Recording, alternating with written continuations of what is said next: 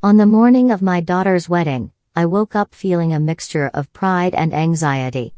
The house was buzzing with activity, caterers setting up tables, florists arranging roses, and the faint hum of the band tuning their instruments in the garden. Everything seemed perfect, almost surreal, like one of those weddings you see in glossy magazines. And yet, deep down, I couldn't shake the unease that had been building for weeks. Something felt off. My name is Elizabeth. I'm 54 years old, a retired nurse who has spent the last 3 decades caring for others, not only in the hospital but at home for my family. My husband passed away 5 years ago, leaving me to handle our family's affairs alone, but I never minded. I loved my children fiercely, and when my daughter, Claire, got engaged to Jonathan, I threw myself into helping her plan the wedding. Every detail, every cent, mostly mine, was going toward making this the happiest day of her life. I wanted to give her the celebration she had always dreamed of. Claire has always been ambitious and independent, and I admired that.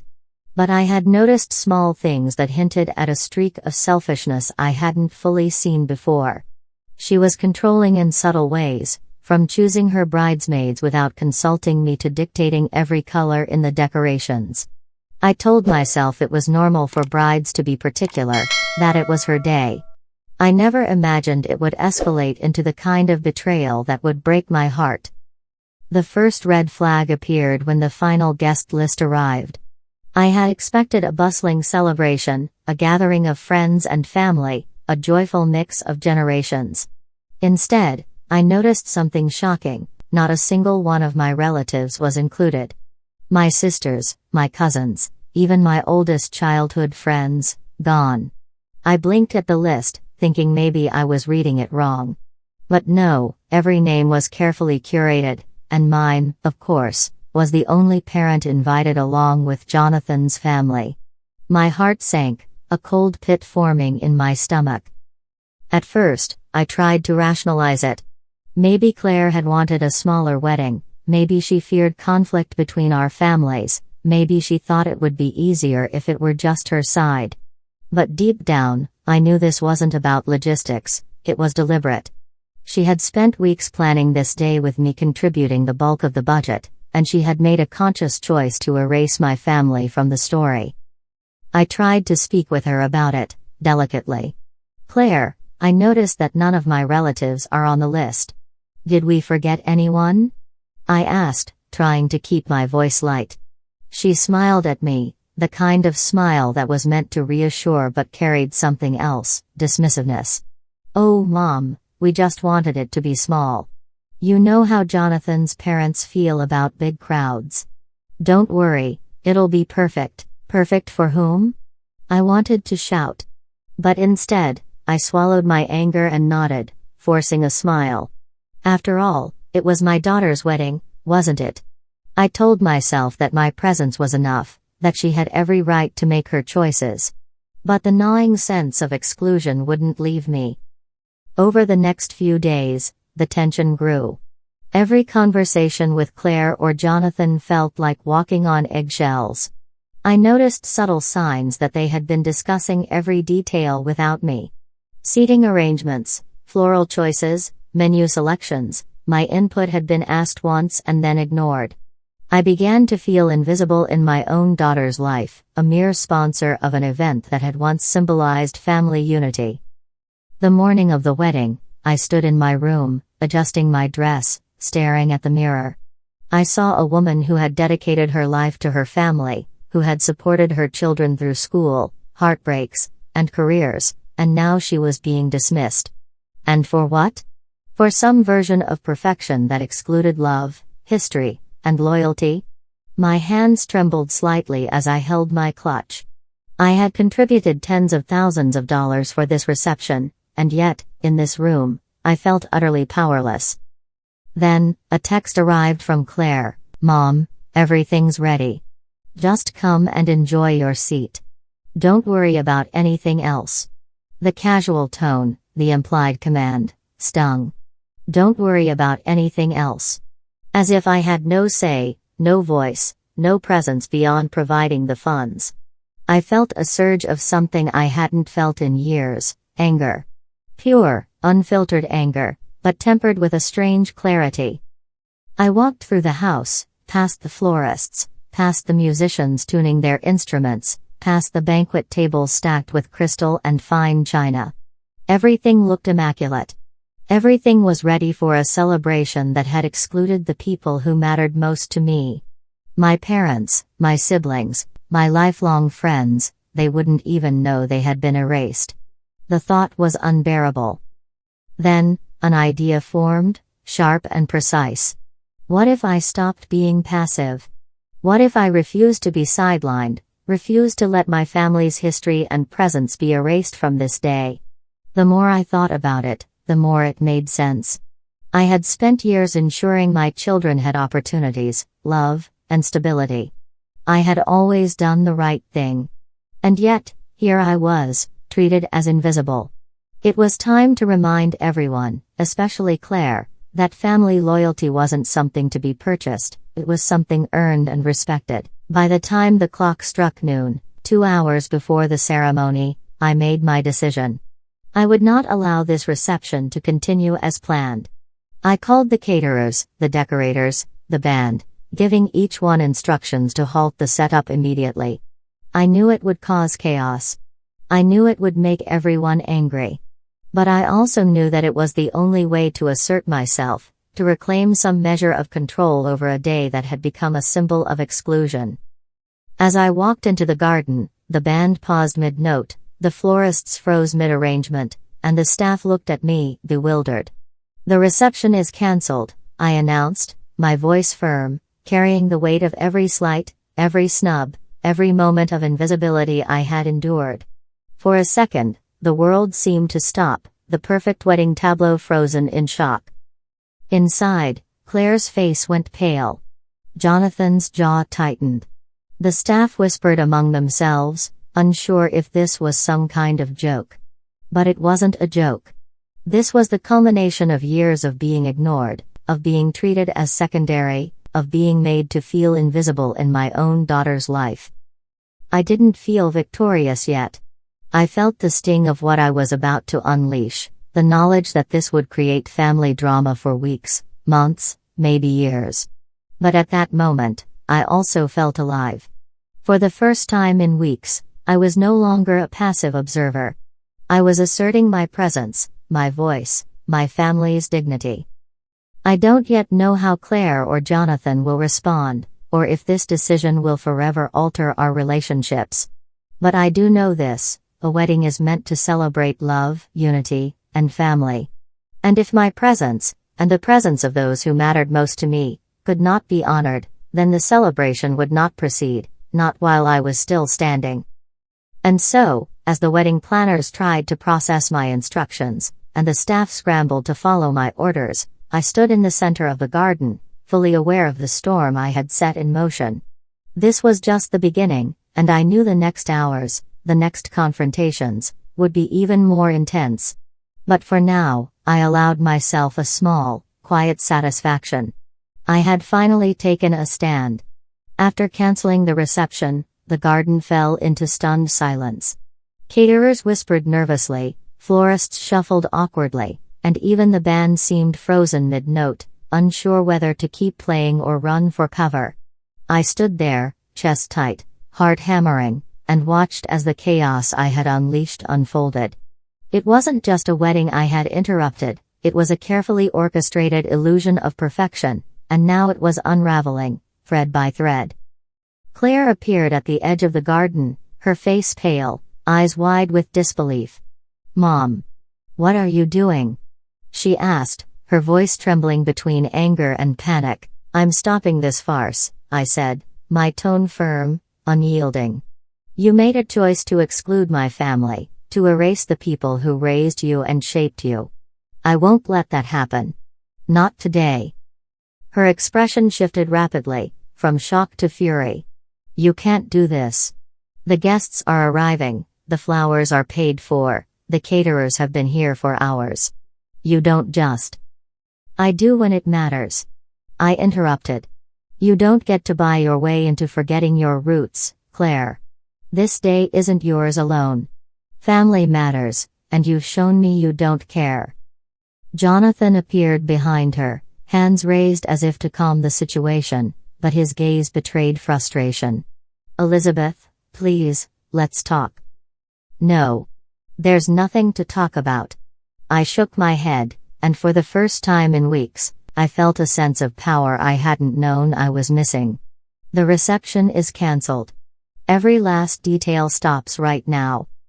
The staff exchanged glances, unsure how to react.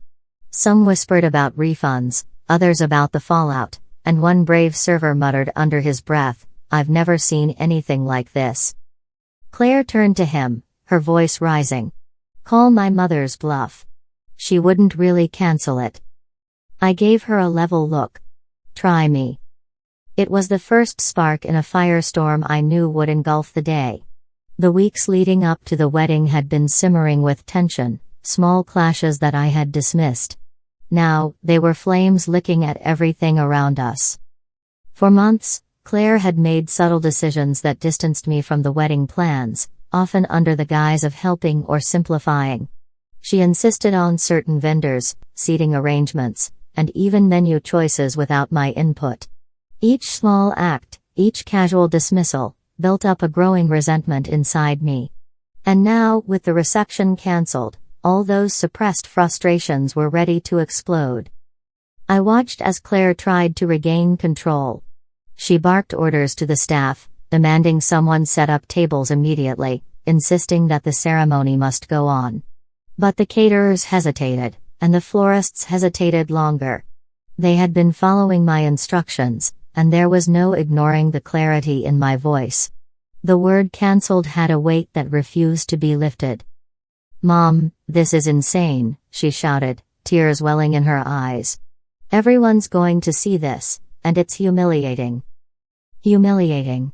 That word made my chest tighten, but not in fear, it stoked a fire. I realized in that moment that humiliation was exactly the weapon I needed to wake her up.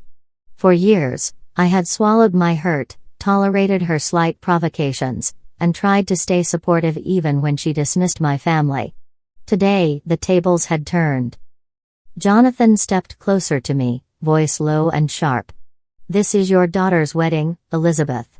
You're ruining it for everyone." "Exactly," I said, pointing to the empty tables and half-set chairs. "And she chose to do this to her own family. If it matters to everyone else, then let them see the consequences of her choices." He opened his mouth to argue, but I could see the hesitation. I wasn't merely acting out of anger, I was acting from a principle. My family mattered. Their exclusion was deliberate. And I was not going to sit quietly while they were erased. The next hour was chaos. Guests began to arrive, only to be stopped by the baffled staff. Invitations were waived in confusion, and some relatives, seeing the confusion, called to ask what had happened. I answered truthfully, "The reception is cancelled.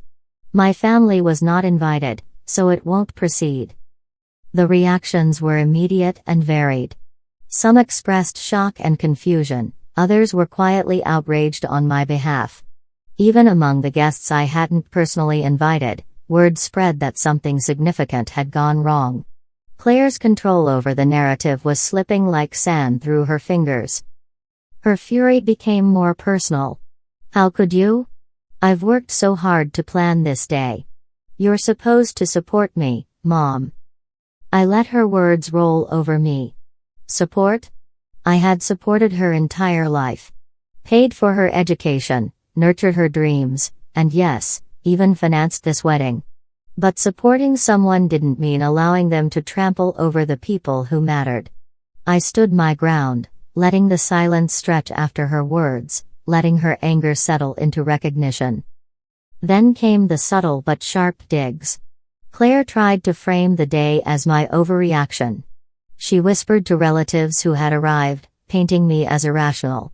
But my calm, deliberate presence countered her whispers. I answered questions politely, without apology, explaining simply that my family had been intentionally excluded. The clarity in my tone made people stop and listen. I could see the shift happening. Some guests looked shocked at Claire's explanation, questioning why they hadn't been invited. Others whispered to me, showing support without words. Even Jonathan, for all his attempts to remain neutral, had a crease in his brow, a sign that he was beginning to understand the depth of her actions. The morning's events gave me an unanticipated clarity.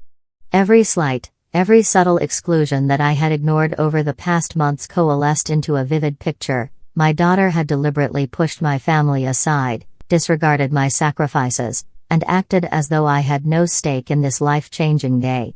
And I realized that simply stopping the reception wasn't enough. I needed to assert my boundaries, make the lesson unmistakable. Hours passed in tense standoff. The venue remained in suspended chaos. Claire paced like a caged animal, alternating between yelling and pleading, while I remained calm, observing her unraveling. The staff, who had initially feared me, now followed my lead, understanding that the cancellation wasn't a whim, it was a principled act. I felt a complex swirl of emotions. Anger, yes, but also sorrow. The sadness of realizing my daughter, the one I had nurtured, could so casually dismiss the people who had built her world. And yet, within that sorrow, there was a fierce satisfaction. Finally, my voice was heard. Finally, my presence mattered, not as a checkbook, not as a bystander, but as a mother whose family deserved respect. By late afternoon, the standoff had become a spectacle. Word had spread beyond the initial guests. Friends of the family called, relatives arrived to witness the situation, and whispers of the cancelled reception traveled through the neighborhood. Claire's carefully constructed illusion of control was crumbling. And through it all, I felt a sense of empowerment I hadn't experienced in years. This wasn't the end of the story. Far from it. I could see that the next steps would involve confrontation, emotional reckonings, and the ultimate lesson Claire would have to learn about respect, family, and gratitude. But for now, in this suspended, chaotic garden, I had shifted the balance. I had reminded everyone, especially Claire, that actions have consequences, and that dismissing those who love you comes at a cost. As the sun dipped lower, casting long shadows across the half-set tables, I realized that this was only the beginning of a lesson that would resonate far beyond the garden. The wedding I had helped finance would no longer be a simple celebration, it would become a story about boundaries, respect, and the power of standing up for what matters most. And in the quiet moments, watching Claire's fury and confusion, I allowed myself a private, quiet smile. The escalating conflict was exactly what it needed to be. The lesson had begun. By mid-afternoon, the garden had transformed from a scene of elegance to a stage of tension. Guests milled around uncertainly, some seated on half-set chairs, others lingering near the driveway. Whispers floated through the air, mixing with the soft rustle of flowers and the faint hum of the band, which had long since put down their instruments. The atmosphere was thick with anticipation, like the calm before a storm, except this storm had already begun. Claire's face was a mask of fury and disbelief. She had tried, repeatedly, to regain control, barking orders at the caterers, snapping at the florists, and demanding explanations from the venue manager. Each time, I intervened calmly, redirecting them or repeating the same message: the reception will not proceed. My family was not invited, and this event cannot go on without them. My voice, steady and firm, carried more weight than she had anticipated. "Mom, you're ruining everything," she screamed, her voice cracking as her composure unraveled. "All these people came to celebrate. How could you do this?" I took a deep breath, letting her words hang in the air. "Claire, I spent months supporting this wedding, paying for every detail, every flower, every dish. And yet, you chose to exclude my family. You erased the people who raised you. Today, that choice has consequences." Jonathan stepped closer, trying once more to mediate. "Elizabeth, please, this is unnecessary. We can fix this." "No, Jonathan," I said sharply. "This isn't about fixing anything. This is about showing Claire that actions have consequences. That you cannot erase those who gave you life and love and think nothing will happen. Some of the arriving guests began to murmur. A few approached me cautiously, expressing sympathy or confusion. Is this true? One whispered, eyes wide. I nodded, and their expressions shifted from curiosity to outrage at the audacity of what Claire had done. Others exchanged discreet glances, whispering about the bride's apparent disregard for her family. Claire's fury intensified. She rounded on me, voice low and venomous. You're supposed to support me, Mom. Everything was planned perfectly, and now you've destroyed it. All your money, gone. Do you understand the embarrassment you've caused? I shook my head slowly, meeting her gaze. No, Claire. The embarrassment lies with the choice you made, not me. You excluded the people who matter. You treated family like disposable props in a celebration you didn't even understand. And then it happened. One of the distant relatives I hadn't expected to see arrived, stepping through the garden gates with a mix of shock and incredulity. My cousin Margaret, my sister Diane, and even my old neighbor Mr. Thompson, all long-standing parts of my life, had come to witness the spectacle. Their presence amplified the tension in the air. Claire froze, her mouth opening and closing like a fish out of water. What? How? Why are you here? She stammered, eyes darting between me and the newly arrived relatives. I smiled quietly, letting the moment settle in. They're here because I told them the truth. They know how you treated us, how you excluded them, and they came to support me. The garden was now full of quiet gasps, the whispering crescendo building like a rising tide. The band, sensing the charged energy, quietly packed up, while the caterers exchanged uneasy glances. The illusion of a perfect wedding had completely shattered, replaced by the reality of conflict and reckoning. Claire, in a final, desperate attempt to regain control, lunged toward the reception's main table, trying to arrange the floral centerpiece herself. I moved calmly, stepping in front of her. Stop, Claire. This isn't yours to command anymore. The reception is cancelled, and it will remain cancelled. Tears streamed down her face as she whispered, almost to herself, I can't believe you're doing this. I let her words hang, heavy with guilt and disbelief. Then I spoke firmly, my voice echoing across the garden, believe it.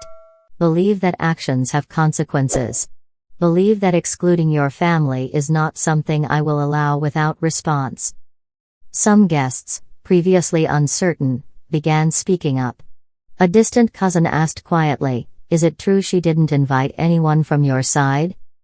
I nodded, keeping my tone measured. Yes. Every single one of them was excluded deliberately. That is why this reception cannot continue. Claire's composure finally broke. She turned and fled toward the house, pounding the door with her fists. Jonathan followed hesitantly, trying to reason with her. But the damage was done. The gathering had witnessed the confrontation, the truth of her choices exposed. For once, she had no allies. I felt a strange mixture of relief and satisfaction. Months of suppressed anger, of being treated as secondary in my own daughter's life, had culminated in this moment. I had taken control, not through violence, not through shouting, but by asserting my moral authority. The principle was clear: family matters. Respect matters. Exclusion carries consequences.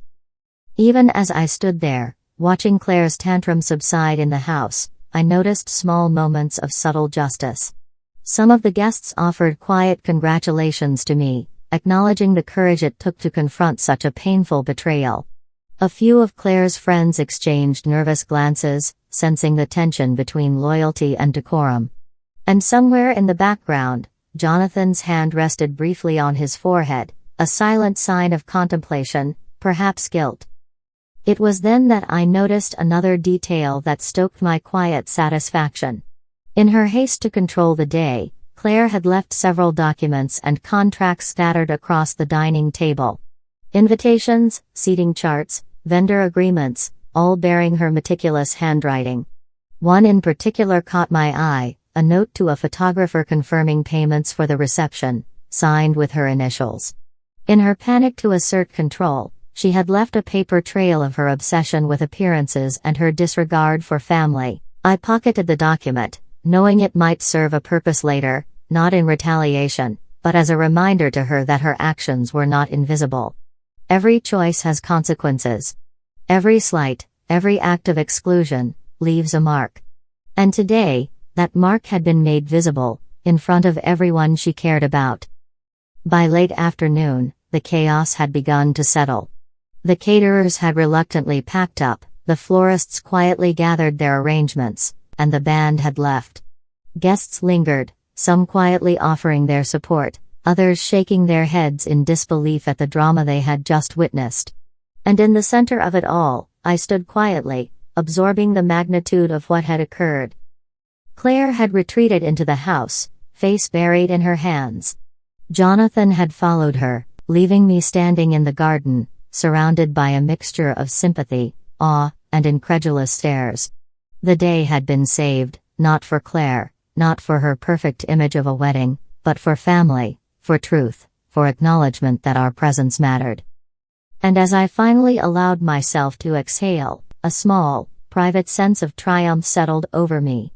I had faced betrayal, exclusion, and dismissiveness, and I had acted. Not impulsively, not recklessly, but with purpose and clarity. Today was not about humiliation or revenge, it was about recognition, about standing up for those who had been treated as invisible. Yet, deep inside, I knew this was far from over. Claire's anger, Jonathan's frustration, and the shock among the guests hinted at conflicts yet to come. The climax had been reached, but the fallout, the emotional reckonings, and the lessons Claire would need to learn were just beginning. For now, though, the garden remained quiet, the remnants of the reception scattered like a testimony to the storm that had passed. And as the sun dipped low, casting long shadows over the scene, I allowed myself a small, almost guilty smile. The shocking reveal had been made. The principle had been asserted. And though the day would be remembered for its chaos, it would also be remembered for the unwavering assertion of family, respect, and truth. After the chaos of the garden had settled and the echoes of Claire's anger faded into the quiet corners of the house, I felt a sense of calm I hadn't known in weeks. But calm didn't mean complacency. I knew this wasn't the end of the story. Claire's arrogance, her blatant disregard for family, and the humiliation she'd caused me demanded more than just a cancelled reception, it demanded a lesson she wouldn't forget. I retreated to my study, closing the door behind me, and allowed myself a long, steady breath. The documents Claire had carelessly left behind during her panic still lay on the table, contracts, invoices, emails, and notes confirming her obsessive control over the wedding. I reviewed them carefully, reading between the lines. Every word revealed her sense of entitlement, her attempts to assert dominance over everyone around her, and most importantly, her underestimation of me. I realized that retaliation didn't need to be dramatic, loud, or reckless. The real power lay in strategy, in subtle precision. For years, I had allowed her whims to go unchecked, excusing them as youthful impulsiveness or misunderstanding. Now, I would use clarity, patience, and foresight to turn her own arrogance against her. I started by documenting everything. Every slight, every decision that had ignored my family, every manipulation disguised as concern, all carefully catalogued. This wasn't for revenge, it was for justice, for principle. I knew that if I could make her see the consequences of her actions in a way that was undeniable, she might finally understand the weight of her choices. Over the next few days, I reached out discreetly to the relatives who had been excluded. We discussed what had happened, shared perspectives, and created a united understanding. Their support was unwavering. Some were furious, others heartbroken, but all recognized the injustice. And in the process, I realized that retaliation wasn't just about Claire, it was about restoring the respect and recognition my family deserved. Claire, meanwhile, attempted to regain some control. She sent messages apologizing in a tone that was more performative than sincere, attempting to smooth over the chaos with flattery and excuses. I read each message, noted the patterns, and resisted the urge to respond immediately. Patience, I reminded myself, would serve as my sharpest weapon. Any impulsive reaction would diminish the lesson I was about to impart. Then, an opportunity arose. The photographer, initially scheduled for the reception, reached out to confirm payments and arrangements. In her panic, Claire had left several key details incomplete, making it clear that she had been relying entirely on my oversight. I contacted the photographer calmly, ensuring that every payment was properly documented and confirming that the photographer would no longer work with Claire without my explicit approval. Small, deliberate actions like this sent a clear message: the day may have been disrupted, but authority and responsibility were not lost, they had merely shifted. I also reached out to the caterers and florists, ensuring they had proper instructions and compensation, while also subtly highlighting Claire's oversight and lack of preparation. Their discreet acknowledgement reinforced a growing awareness among the vendors that Claire's control was not absolute, that her arrogance had limits. And the ripple effect began. Whispers of accountability spread quietly among the social circles, painting a picture of the real dynamics behind the cancelled reception. Claire, sensing that her previous attempts to manipulate the narrative were failing, became increasingly erratic. Her texts grew desperate, alternating between apologies and veiled threats. But I remained composed.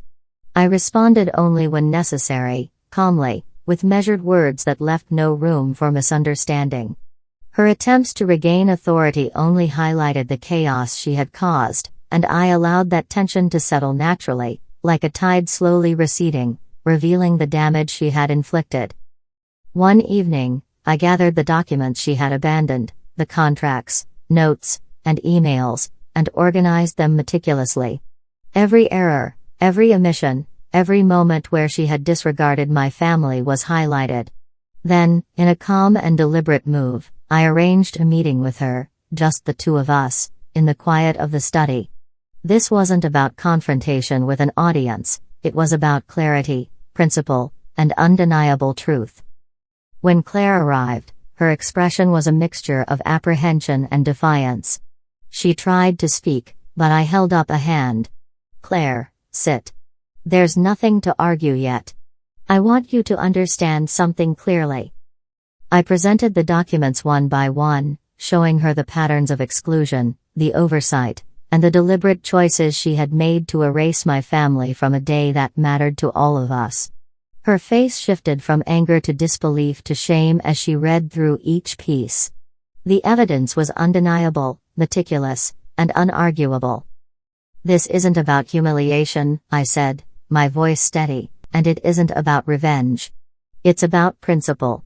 You cannot disregard family and expect no consequences.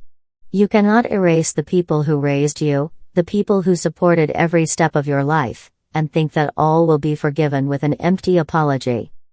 Tears welled in her eyes, her defiance finally giving way to the weight of realization. I saw her shrink slightly, the arrogance fading, replaced by a grudging understanding. For the first time, she faced the gravity of her choices without distraction, without allies, without excuses. Over the following weeks, Claire made efforts to repair relationships. She reached out to relatives she had excluded, attempted to amend her actions, and began showing genuine acknowledgement of the hurt she had caused. It wasn't perfect, and it wasn't immediate, but it was progress. And in watching her efforts, I recognized the subtle victory of my actions. The lesson had been delivered, not through anger, not through retaliation in the traditional sense, but through controlled, deliberate assertion of boundaries and consequences. I also noticed a change within myself. The weight of suppressed frustration and resentment lifted gradually. I realized that the power of response, measured, purposeful, and principled, was far greater than impulsive retaliation. The satisfaction I felt wasn't from humiliation inflicted on Claire, but from clarity restored, respect regained, and family acknowledged. Through this experience, I learned something profound: standing up for what matters isn't about anger or revenge. It's about integrity, about showing that principles cannot be ignored, and that actions have consequences. By asserting my boundaries, by holding Claire accountable, I taught a lesson that words alone could never convey. And finally, in the quiet of my home, reflecting on the whirlwind of the past days, I felt a sense of peace. The reception had been cancelled, yes, but the story that unfolded revealed truths that might have otherwise remained hidden. Relationships had been tested, character had been revealed, and accountability had been established. Claire's transformation was ongoing, but the foundation had been set. For me, the lesson was clear: family is not merely about celebration, appearances, or monetary contributions. It is about recognition, respect, and the courage to act when those values are violated. And sometimes, standing firm, even when it's uncomfortable or inconvenient, is the most profound act of love one can offer. In the days that followed, the aftermath of the cancelled reception settled into a quiet but undeniable truth.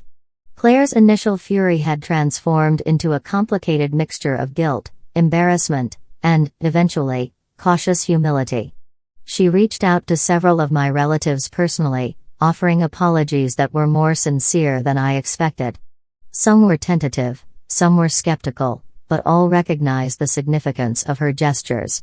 It was a small victory, a glimmer of justice, and a reassurance that standing firm on principle could yield change.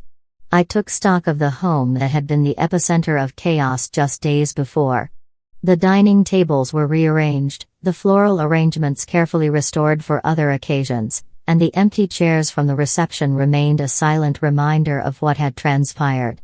Walking through the spaces that had been planned for celebration, I felt a mix of satisfaction and reflection. Satisfaction that my family had been respected, that boundaries had been enforced, and reflection on the lessons that had emerged from this tumultuous event. Jonathan had been quieter in the aftermath.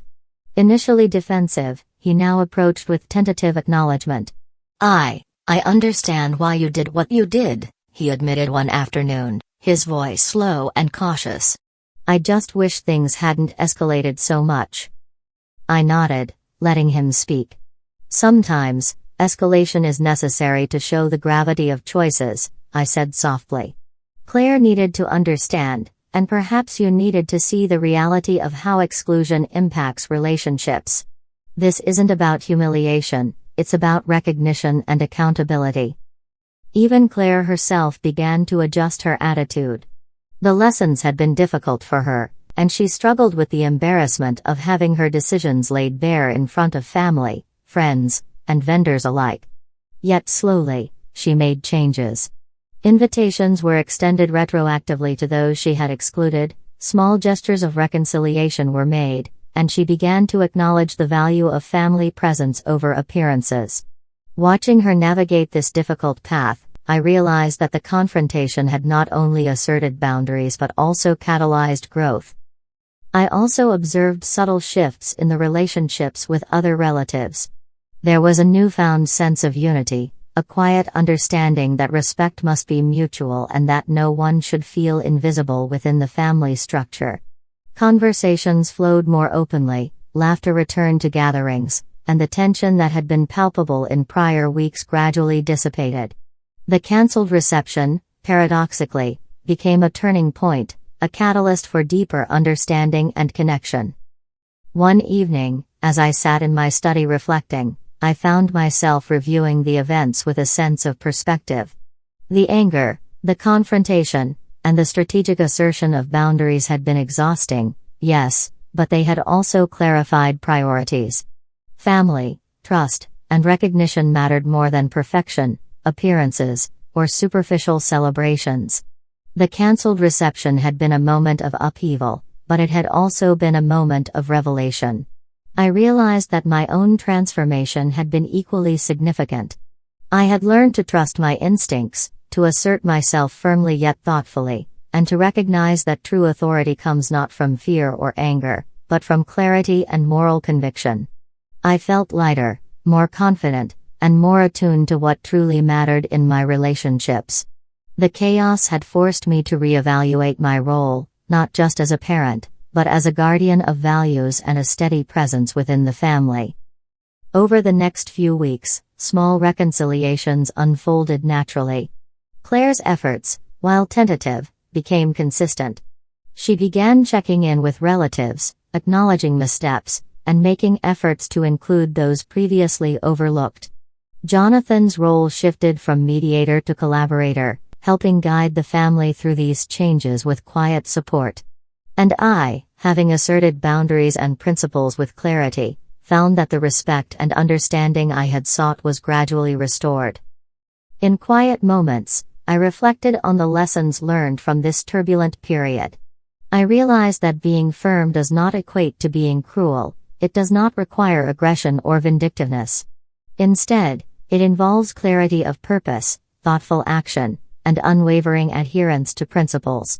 In standing up to exclusion, I had demonstrated that respect and recognition cannot be taken for granted, they must be actively upheld.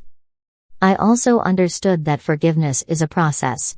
Claire's journey toward understanding and humility was not instant, and neither was my own acceptance of the upheaval. But by maintaining composure, documenting truths, and calmly asserting consequences, I had created a space where reconciliation and growth could occur naturally. The lesson was profound: accountability does not demand vengeance, it demands honesty, clarity, and the courage to act when principles are violated. The home, once a site of tension, now held a quieter sense of balance. Family gatherings resumed with renewed appreciation, conversations flowed with more transparency, and laughter returned without pretense. The cancelled reception, though initially a source of shock and frustration, had ultimately reinforced the importance of respect, inclusion, and shared values. In this period of reflection, I also recognized the broader significance of these events. Life is filled with moments when principles are tested, when family dynamics challenge patience and understanding, and when personal boundaries must be enforced. These moments, while difficult, shape character, clarify priorities, and strengthen relationships. By confronting the exclusion, I not only safeguarded the dignity of my family but also modeled resilience and thoughtful action for my children. As time passed, I noticed subtle, enduring changes. Claire, though still learning, began to demonstrate genuine consideration for family input and a greater awareness of the impact of her choices. Jonathan, more reflective than before, became a supportive ally in maintaining family cohesion. And I, having navigated the turbulence with integrity, felt a renewed sense of purpose and calm. Ultimately, the cancelled reception was more than an act of defiance, it was a declaration of values. It underscored the importance of recognition, the necessity of accountability, and the transformative power of thoughtful action. It reminded me that moments of conflict, when approached with clarity and principle, can yield growth, understanding, and lasting respect.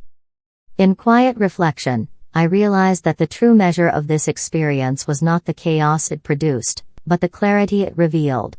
Family, respect, and integrity are not guaranteed, they are earned, upheld, and, when necessary, defended. By standing firm, I had ensured that these values were honored, and in doing so, had created the conditions for healing, reconciliation, and lasting understanding. And as I look back, I feel a sense of quiet triumph. Not from humiliation inflicted on Claire, not from drama resolved, but from the restoration of respect, the assertion of boundaries, and the recognition that actions, whether inclusive or dismissive, carry weight. Life, I realized, rewards those who act with principle, courage, and thoughtful intent. The reception may have been cancelled, but the lesson had been indelibly marked in the hearts of those involved. And as for me, I had learned something invaluable: to stand firm when principles are violated, to act thoughtfully when hurt is inflicted, and to trust that clarity, integrity, and unwavering adherence to values ultimately create a stronger, more connected family. And if anyone doubted the power of thoughtful action, of principled assertion, of courage in the face of exclusion, I hope they now understand. Because sometimes, canceling a wedding isn't about destruction, it's about restoration, recognition, and the enduring strength of standing up for what truly matters.